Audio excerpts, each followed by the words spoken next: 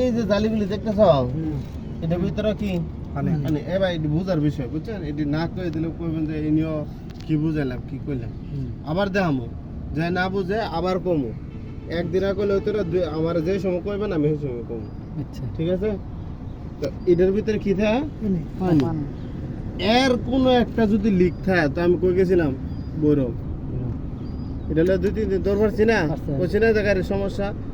কোনো একটা লিক থাকলে পানি পড়ে দেব। কি লিখব মানে এন লিক হয় কোনটা জালি ফেটে থাকা নাকি জালি ফেটে থাকা। এই যে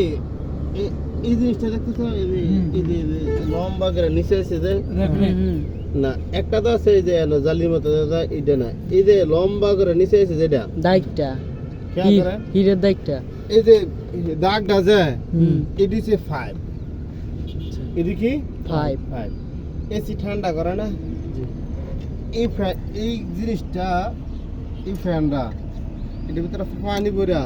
আর এই ফ্যানটা তুমি যেভাবে আছে হুবু এইভাবে তুমি যদি লাগা দিই তার ঘরের মধ্যে এই সিট কত ঠান্ডা পাবে।